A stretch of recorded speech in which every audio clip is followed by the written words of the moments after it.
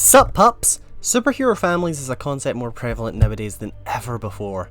They've always existed, you know, with your Robins and your Fantastic Fours and stuff like that. Even certain teams are basically like families, like the Justice League and the Guardians of the Galaxy.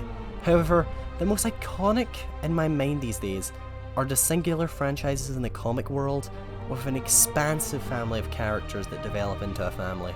This concept I feel is shown mostly with Batman, with the entire video game around the concept and the incredibly charming webcomic starring the most functional family in Gotham, which is not a compliment. The Bat family is one of DC's most pushed concepts as of recent, with every member of the family having, or have had, at least one ongoing since the beginning of this decade. However, other superheroes have been shown to expand this pseudo concept. The latest run on Action Comics proudly displays the Superman family, all in matching jackets, like the losers they are, and I can only assume they were Connor Kent's idea. Heck, even Shazam does it, with Billy Batson's on-screen adventures having a heavy focus on his newfound foster family. So, why doesn't Marvel's Golden Boy get the treatment? Marvel isn't new to the concept. Hell, one of their most iconic IPs is one. Spider-Man was part of it, yes, but I think Peter needs a larger ensemble of Spider-Man related characters, and part of a large spider family, to put it simply. I mean, the closest thing we would have is the Spider-Verse, but I would say that's a team-up that doesn't happen often.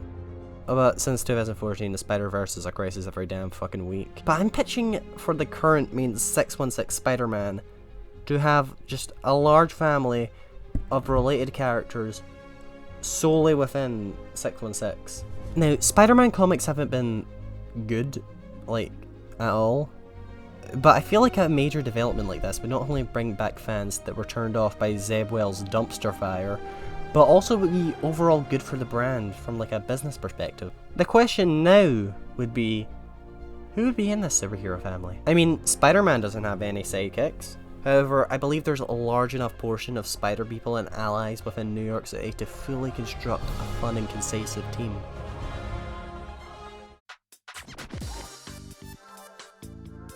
Now, the first pick other than Peter is obviously gotta be Miles.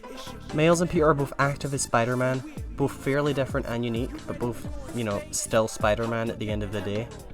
These two have got already a strong bond to be the most obvious picks for the family, and hell, they probably would be the founding fathers of the family at this point, considering they're both Spider-Man, both in and out of comics. So Miles is the most obvious pick.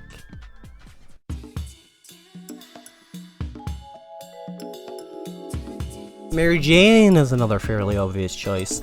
She's been Peter's primary love interest for decades, and is one of the most important characters in Spider-Man's mythos. In an ideal world, the annoying absurdity of Paul would have, like, never happened.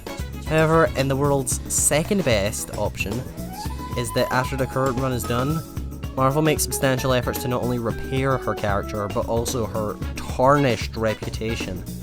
A large part of that could be rekindling her relationship with Peter finally, and making her a major part of the recently forming Spider family. Hell, maybe one day we'd even remove one more day and get Mayday canon, please Marvel, please do it, we all want it, why aren't you giving us what we want?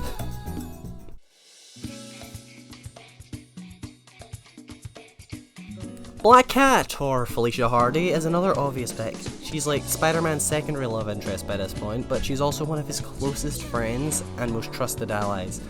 Now, knowing her character, she probably wouldn't be a hero like the previous three. She'd likely be like more so an anti-hero.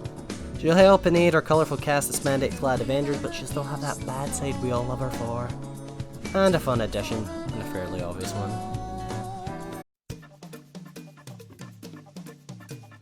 I'd also like to argue Silk should be involved. Now, while she hasn't been a primarily Peter Parker side character for a while, she's still a prominent Spider-Person with a large fan base and an undeniable relationship with Peter. For better or for worse. Mostly for worse. What the frick?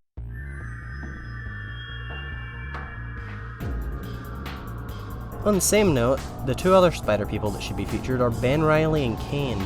They're clones of Peter Parker, and they both take on the identity of Scarlet Spider. But much like MJ, Zeb Wells has also ruined Ben by turning him into Chasm. While his design is utterly sick, this is probably the most blatant character assassination thrown in the book so far. Other than the horrendous assassination of Miss Marvel, I'm still not forgiving that. Fuck you, Marvel.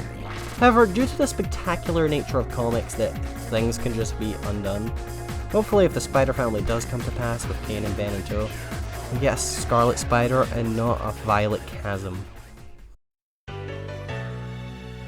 There are likely many more choices that I missed, and likely many choices that everyone is going to disagree on. But I had some restrictions that I did apply to myself. I tried to keep the candidates strictly from main continuity, so no characters like Miguel and Gwen. If I missed any, please let me know whom I missed or whom you'd include in a Spider-Man family. In the end, Spider-Man books have almost definitely been on a downward spiral since 2007. They got a bit better in 2018 before turning into the laughingstock of comic book Twitter right now, and even being outsold by goddamn Moon Knight of all characters. However, I believe with the right team behind this project, a Marvel editorial getting their grubby fucking mitts out of the way, the formation of a Spider-Man family would be a breath of fresh air for the series and help rebuild the collapsing fanbase of 616 Spider-Man fans that Wells alienated to make a comic on par with Ultimatum.